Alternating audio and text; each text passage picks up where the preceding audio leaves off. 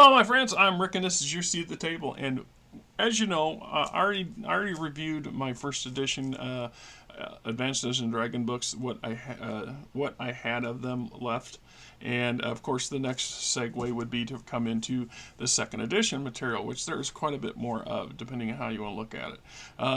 One of the things, of course, is that sets second edition apart from all the other editions is the Monstrous Compendium.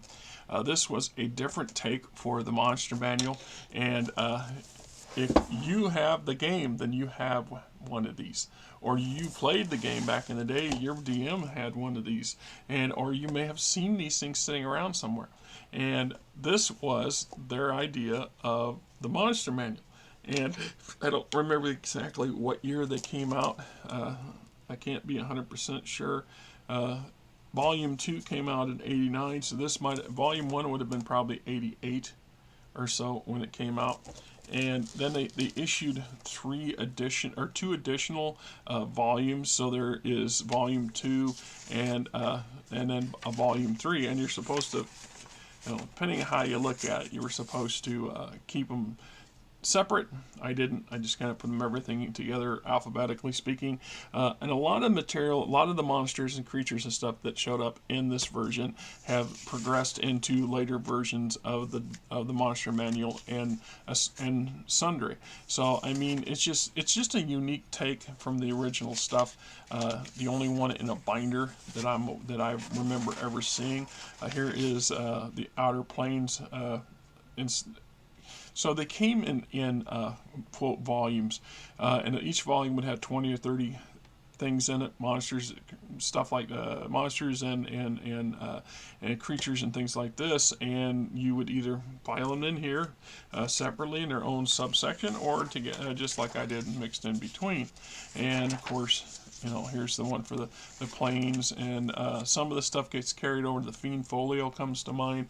The several versions or several different versions of the monster manuals in later issues, things like that. There was a Fiend Folio for first edition, and that was one of the books that it was not Fiend Folio, it was Deities and Demigods that set my mom off.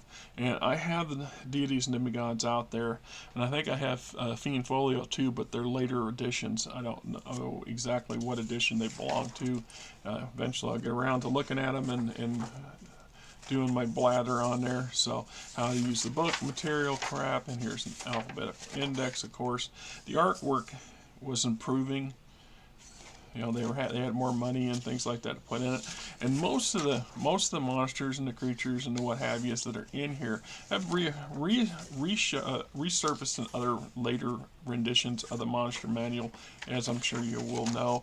And there's a couple in here too that I'm not 100% sure that did. I mean, I don't have access to every bloody thing that they put out, and I also don't know for sure that they weren't changed slightly, but I think there's a couple thingamabobs in here that does not show up in other source material, as perhaps they had dropped them or got rid of them. I know they've changed the art on a lot of stuff in later editions, so they significantly look different, but are basically the same thing.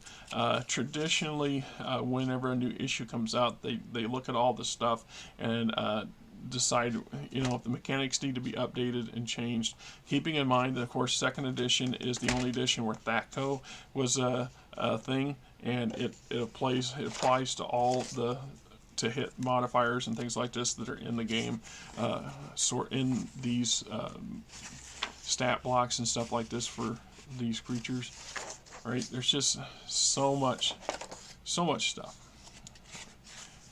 I'm not going to sit here and try to go through every one of these. You could spend a lifetime just reviewing every creature and animal and entity and magical construct that's available in the game. I mean, it just boggles my brain how much more stuff they keep coming out with, and how much stuff keeps getting added to it, and so on and so forth. How many things change and drop out, right? I don't know. From what I see of those clips of that trailer for that D&D movie, this boy ain't fat enough. That's one fat ass dragon in that preview they got for that movie. Which, no offense, I'm not going to go see it. If it comes out on Netflix or YouTube, or I can get view a pirated version on the internet for free, I might do that. But truth is, I'm not spending my money on it. I'm not married to Wizards of the Coast anymore. Dungeons and Dragons is still a big thing in my collection. It's something I'm willing and ready to drop and play and play an game, either play as a player or play as a dungeon master for others if that opportunity were to present itself. But I'm not invested in it anymore. I got the core 5th edition books mostly because I was trying to run some games through D&D Beyond, and everybody cried that well, I got 5th edition. All right, fine.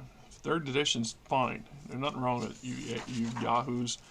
But other than that, that's as far as I went. I wasn't going to buy all the other stuff that kept coming out because, frankly, I don't need it. I've got more than my share of stuff to run the setting, and I got my Middle Earth background setting, my Judges Guild, so I don't need yet another set of 400 damn books. Just saying, right?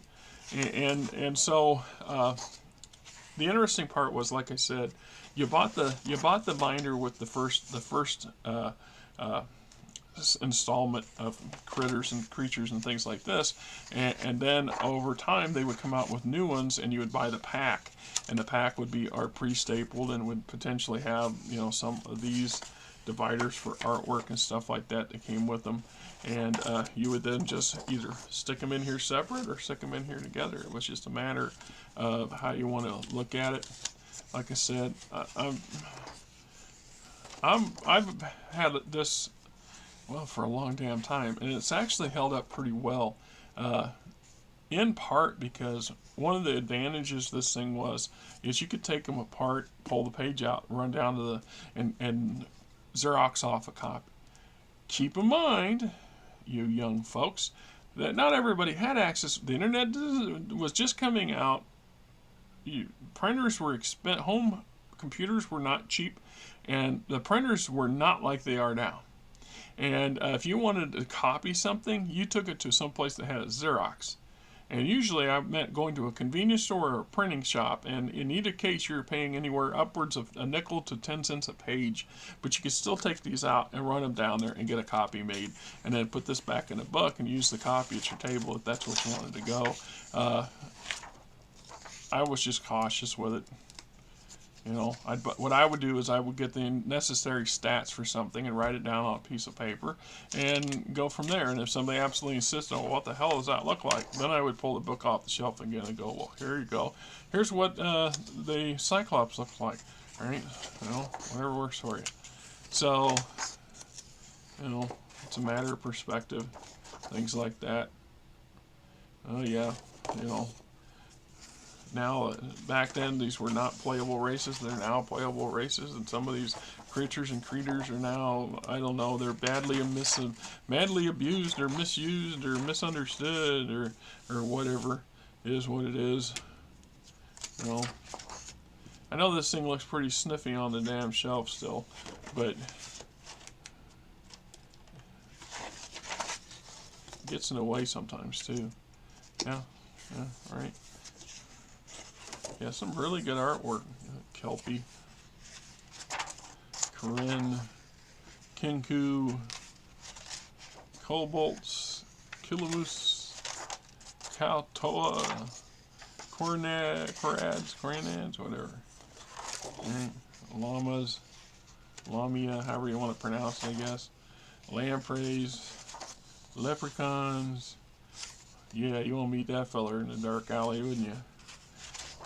Isn't that got a face? That reminds me of you can trust me, fella. I got your back. I'm not going to lead you wrong. I'm not going to leave you to die in the alley. Yeah, straight out of Raven's Loft, that one is. They're damn close anyway. Yeah, there's some stuff that crops up, and I look at it and I go back, I don't remember seeing these in the 5th edition book or the 3rd edition, although like I said, without having reviewed everything in those books, for some years now. It's hard for me to sit there and say what is and what isn't. And I know the 5th edition had a couple other monster compendiums that come out. They were under different names, and I did not buy those. I went and I looked at them at the bookstores and looked at their prices, and then in my head I'm like, geez, I can't spend $60, $60 for yet another version of stuff I already own. I don't care how much it's, how much they've changed it. It just wasn't going to happen. So, such that it is. All right. Oh yeah. Some of this artwork today would not be considered PC. It would not be considered kosher because there'd be other issues, right? Because somebody would cry or somebody would complain, somebody would be insulted, blah blah blah. That's what it is. I'm getting old, I know that much, right? Oh yeah. Rakasha.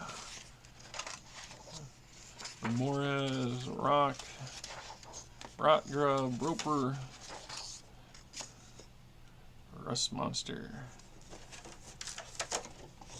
Sanguine, Sogren, however you want to pronounce it, Satyr, Sandling, Seahorse, Selkie, crap I can't pronounce, Shotgun,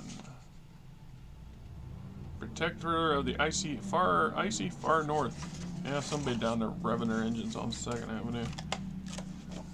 It's just that time of year. I mean, it's nice out there. It's not quite, I don't think it's going to make 50 today here. Sun's sunny. It's supposed to start raining later this evening and stuff. I'm trying to get ahead a little bit in my video count because there are going to be some weekends coming up that I'm going to be needing to do some stuff in the yard. It's a little too soon to start prepping the garden, but we're getting there. And there's stuff I need to work in the garage to get some more done on the inside of the garage. I've got a couple electrical outlets I've been meaning to, I've got them kind of laid out, but they're not finished. And I would like to get them finished this year and get off my ass. I've been playing with one of them for 4 years, and it just needs hooked up. It's just a pain in the butt, and to do it safely. And then there's, I want to finish filling in the ceiling on my garage. I live in a neighborhood where there's a bunch of small companies, and a couple of them have a tendency to throw old pallets out. And some of these pallets are quite something. There's a company that does marble countertops just around the corner from where my workshop's at, and they put these big long, I call them picture frames out, and they basically, I dismount them. They're like 8 feet long, and over the years I've been using them to create a ceiling in our garage. It helps. I don't know why. I just thought it looked nice. It also will help keep them damn stray cats from falling off them damn rafters up there, like that one younger one did back in the wind a few months ago. It bothers me a lot more than it just bothers the hell out of me. Here it is. Nothing I could do about it, and it still bothers me. He was young, and unfortunately I made the bad mistake of naming him Lucky because he wasn't lucky. And never mind. It's just part of getting old, I guess. There was a time when I was younger, I still would have been bothered by it, but not like I have been. It still kind of haunts me a little bit. It's vampire. Now you would think that one vampire, the artwork for the vampire would have been with the vampire section for the V's or something. I'm just saying. Whatever the hell that is. All right. Oh yeah, warden beasts, water weirds. Well, some of the challenges was finding creative uses for there's so many entries, and they keep adding more crap over and over. It looks like Jabba the Hutt on steroids, or one of his twisted country hillbilly relatives. It's working them into your games in such a manner that they make sense. They just randomly out of nowhere, this thing shows up. Well, why would it randomly show up out of nowhere? What was do you have an idea how come it got there randomly? I mean, it just kind of bothers the head a little bit, in my head anyway. So, oh yeah, lots and lots of crap. A Zolveri. I don't think I ever put that in any kind of game. Come to head. So, and then we have a blank monster sheet, so you can create your own. Right there. And instructions for the blank monster form. Creature, another blank monster form. Monster summoning tables, conjured animals, other tables, amendums, and so on and so forth. So, much enough for stuff. And that is the Monster Compendium for 2nd edition. This is the monster manual for that 2nd edition series. And I don't know, I'm sure you cannot, you might be, oh, you know what, that's not true. I was surprised by, I was Googling something else the other day for Battletech, and surprisingly a shitload of 2nd edition books and game source books and stuff is available through eBay and Amazon. They're on sale by other folks, and right, hey, you know, because I still got this thing up. This is what I did when I did the video just recently on the Kickstarter for Catalyst Game Labs. So there's a lot of this stuff available out there, and it's moderately cheap. I guess it depends on how you view cheap, right? If you know, 50, 60 bucks for something, that's a lot of money for me, because there's a lot of things I can do with $50 and $60, or the hard part is trying to put that money aside and save it for whatever, the quote rainy day. Here I'm 57, and it took me 50 years to get to where I understood that that's a real thing, and it's a real necessity, and it's actually a comfort. I never understood my dad squirreling money away in the way he did. Now I do, and I do it in ways I wish I could have told him as I understand. You know, it's one of those things that this last year has been real rough, and our stash is pretty much depleted, which bothers me to no end. My riding lawnmowers needs some serious work on it. Really needs replaced. My dad's, and it's 35 years old. In fact, it still runs, but it has trouble getting started. Some, you know, I don't know if the starter's going out, and getting parts for a 30-year-old machine is pretty hard. I know it costs $600 to have somebody fucking work on it, and I don't have $600. And $600 is half the price of another one, or damn close. You know, I'm willing to get one of the big elaborate ones, but it's one of those things I'd like to get replaced in the next 2 years. In our van still has front end issues. I had $1,500 to fix the front end on the van. It's a 15-year-old vehicle. It's used. It's luckily for us, we don't drive it heavily. We don't put a huge amount of mileage on it. Compared to what we used to when we lived in the small town we used to live in, which had been a 25-minute drive east of where we're at now. We drive out there every 2 weeks because we have a post office box there, and our mail and our bank is out there. You know, I reduced that from where we were going every week to every 2 weeks, and eventually we'll probably reduce that to 0. I mean, at some point, but. There's that. Our Fridays are our errand day, so we run a bunch of stuff, and like everybody else does. The rest of the week, well, the wife doesn't drive. Her epilepsy prevents her from having a driver's license, and I'm 3 blocks from work, so it doesn't take much. You know, the weather's crappy and stuff. I drive up and down. I'll drive that 3 blocks because I don't want to be walking back at 3 in the morning when I'm bloody tired and it's damn raining or snowing. And if the weather's nice, I may walk to work. I do that occasionally. I should do it more than I do. You know, the doctors have been on me all the time about it.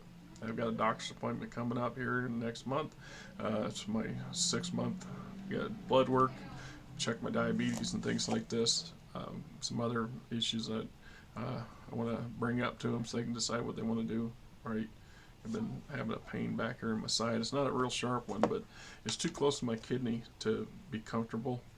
And with diabetes and kidneys, it's kind of, you got to be careful with that shit. So we'll just deal with it is. So anyway, that's getting off track again once again, because it's all I got, you guys. You know, it is what it is. So if you guys can get yourself a copy of that, maybe you want to. Truth is, you probably already have 99% of the shit that's in here. And the only reason you would want this is for, I don't know, a nostalgia or collector's reasons. Uh, Still valuable information, valuable stuff. There's nothing in here that I can't easily convert to any fantasy role-playing setting, and a lot of, you know, sci-fi settings too. I have done that over the years. You need some exotic creatures to populate some science fantasy world. Bing bang boom. Here you go. The lazy GM's way to get stuff done. Anyway, here we go. Going on, my friends, this is Rick, and hey, if you like the channel, please hit the subscribe button, hit the like button, tell your buddies, tell your friends, tell your coworkers, tell anybody else that's in the gaming industry or gaming fandom that says, hey, this is a channel worth checking out, right? Till next time, I hope you guys have yourself